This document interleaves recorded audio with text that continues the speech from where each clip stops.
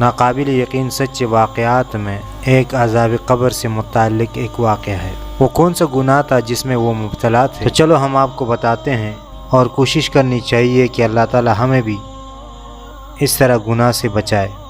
وہ 5 وقت پابندی سے نماز پڑھتے تھے، مالدار ہونے کے ساتھ ساتھ بڑے سخی دل بھی تھے، دل کھول کر غریبوں اور بیواؤں کی امداد کیا کرتے، کئی یتیم بچیوں کی شادیاں بھی کرا دی، حج بھی کیا ہوا تھا۔ 1973 کی صبح ان کا انتقال ہو گیا۔ بہت ملنسار اور بااخلاق تھے، اہل محلہ ان سے بہت متاثر تھے، لہٰذا سوگواروں کا تھانتا بند گیا۔ ان کے جنازے میں لوگوں کا کافی ازدحام تھا، سب لوگ قبرستان آئے، قبر کھود کر تیاری کر لی گئی۔ جو ہی میت کو قبر میں اتارنے کے لیے لائے کہ غضب ہو گیا، یکایک قبر خود بخود بند ہو گئی، سارے لوگ حیران رہ گئے۔ دوبارہ زمین کھودی گئی، جب میت اتارنے لگے تو پھر قبر خود بخود بند ہو گئی، سارے لوگ پریشان تھے۔ ایک آدھ بار مزید ایسے ہی ہوا، آخرکار چوتھی بار تدفین میں کامیاب ہو ہی گئے۔ فاتحہ پڑھ کر سب لوٹے اور ابھی چند ہی قدم چلے تھے کہ ایسا محسوس ہوا جیسے زمین زور زور سے ہل رہی ہے۔ لوگوں نے بے ساختہ پیچھے مڑ کر دیکھا تو ایک ہوش اڑا دینے والا منظر تھا۔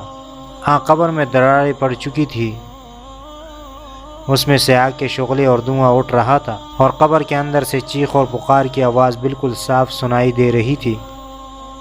یہ لرزہ خیز منظر دیکھ کر سب کے اوسان خطا ہو گئے، اور سب لوگ جس سے جس طرف بن پڑا بھاگ کھڑے ہوئے۔ سب لوگ بے حد پریشان تھے کہ بظاہر نیک، سخی اور بااخلاق انسان کی آخری ایسی کون سی خطا تھی جس کے سبب یہ اس قدر ہولناک عذاب میں مبتلا ہو گیا۔ تحقیق کرنے پر اس کے حالات کچھ یوں سامنے آئے۔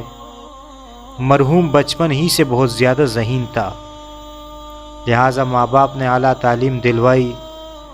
جب خوب پڑھ لکھ لیا تو کسی طرح سفارش اور رشوت کے زور پر ایک سرکاری محکمے میں ملازمت اختیار کر لی۔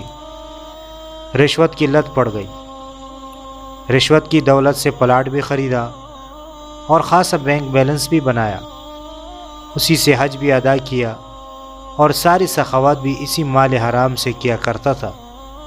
لیکن آخر اس کا کیا حشر ہوا؟